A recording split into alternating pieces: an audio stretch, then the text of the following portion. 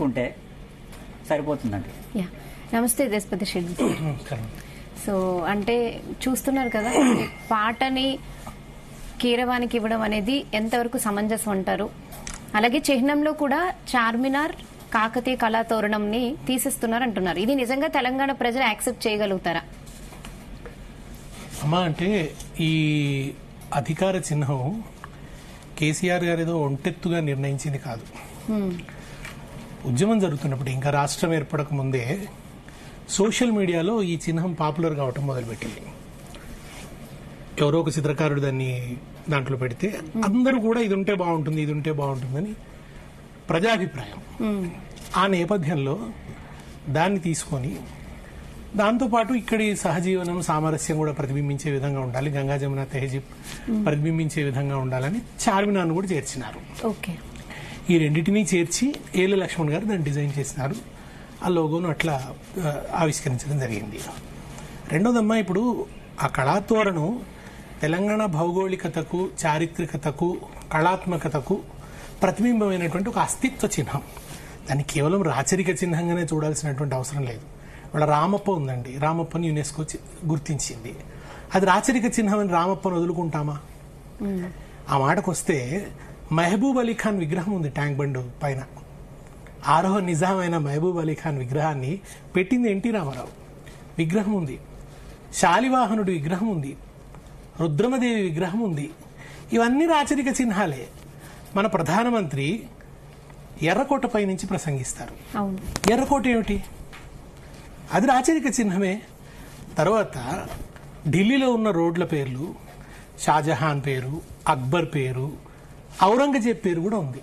BJP వాళ్ళు ఉండి ఔరంగజేబ్ పేరు తీసేయాలి లేదా ఈ మొఘలుల పేర్లు తీసేయాలని అంటే, అప్పుడు కాంగ్రెస్ వాళ్ళు ఇచ్చిన సమాధానం ఏంటంటే, మొఘలులు వలస పాలకులు కాదు, వాళ్ళది ఫౌంటైన్ ఎకానమీ. అంటే ఫౌంటైన్లో నీళ్లు చిమ్మి అక్కడే పడతాయి, అవి ఎక్కడికో ప్రవహించి పోవు. వాళ్ళు దోపిడీదారులు కాదు, వాళ్ళు వలస పాలకులు కాదు, కనుక వాళ్ళ పేర్లు మార్చాల్సినటువంటి అవసరం లేదు అని ఎవరన్నారు తెలిసిన? ఇది రాహుల్ గాంధీ అన్నారు. అని రాహుల్ గాంధీ ఒక మాట అన్నారు, ప్రజలకు అభివృద్ధి చేయలేని వాళ్లే ఈ పేర్ల మార్పిడి వెంట పడతారు అన్నాడు. ఈ మాట అన్నది రాహుల్ గాంధీ అమ్మ, నేనన్న చెప్పటం లేదు. పేర్ల మార్పిడి వెంబడి పడతారు, ప్రజలకు అభివృద్ధి చేయలేనటువంటి వాళ్ళు. అది చక్కగా ఇవాళ ఆయన బీజేపీని ఉద్దేశించి అన్నాడు, ఇవాళ రేవంత్ రెడ్డికి వర్తిస్తుంది. ఆ తోరణం కూడానమ్మా ఆనాటి శిల్పుల ప్రతిభకు తార్కాణం. అది కేవలం రాజుల ప్రతిభ కాదు. శిల్పులు ఎవరై ఉంటారమ్మా అన్నాడు, అట్టడుగు వర్గాల వారు. వాళ్లే చెక్కారు. అది గణపతి దేవుడు కూర్చొని చెక్కలేదు కదా, రుద్రమదేవి చెక్కి ఉండదు కదా. ఆనాటి అట్టడుగు వర్గాల వాళ్ళు నిర్మించినటువంటిది. దాంట్లో పైన 2 హంసలు ఉంటాయమ్మా. హంసలు పాలనలో క్షీరనీర న్యాయానికి ప్రతీకగా వాళ్ళు పెట్టారు. తర్వాత సింహాలు పెట్టారు, పరాక్రమానికి గుర్తు అని. మొసళ్ళు ఉంటాయి 2. అవి ఎందుకంటే తెలంగాణలో జల సంపద ఉంది అని. ఆ జల సంపదకు గుర్తుగా మొసళ్ళను పెట్టారు. పూర్ణ కలశాలు, ఇప్పుడు మనం బోనాలు తీస్తాం కదా, పూర్ణ కలశాలు 7 ఉంటాయి. అవి ఏంటంటే ఇక్కడ సమృద్ధికి చిహ్నం అని ఆ ఉద్దేశంతో పెట్టినారు. అది ఉచితంగా ఉంటుందని చెప్పి తీసుకున్నారు. అది పెట్టినాడు ఎవరు అనలేదమ్మా, ఇది రాచరిక చిహ్నం కనుక తీసేయాలని ఎవరు అనలేదు. కమ్యూనిస్టులు కూడా అనలేదు. ఎవరు ఆ మాటే రాలేదు, ఆ చర్చే రాలేదు. అసెంబ్లీలో కూడా చర్చ జరిగింది, ఏ నాయకుడు దాన్ని వ్యతిరేకించలేదు. ఇప్పుడు కూడా నేనేమంటానంటే, ఆయన ఇంకేమన్నా అదనంగా చేరిస్తే చేర్చవచ్చు. చార్మినార్ కాకతీయ తోరణాన్ని ఉంచుతూనే నువ్వు అదనంగా ఇంకేమన్నా చేరుస్తారా? పోరాట చిహ్నం చేరుస్తాం, చేర్చండి. ప్రజాస్వామిక చిహ్నం ఏదో చేరుస్తామన్నారు, చేర్చండి.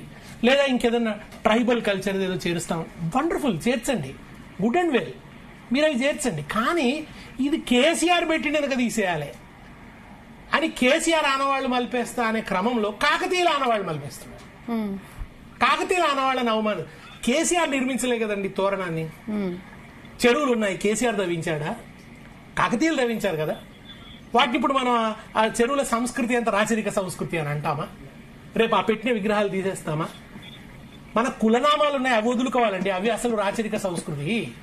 మన కులనామాలు తోకలేమో పెట్టుకుంటున్నాం, తోరణాలనేమో రాచరిక సంస్కృతి అంటున్నాం. అసలు రాచరిక సంస్కృతి మన తోకలలో ఉంది, అవి వదులుకోండి.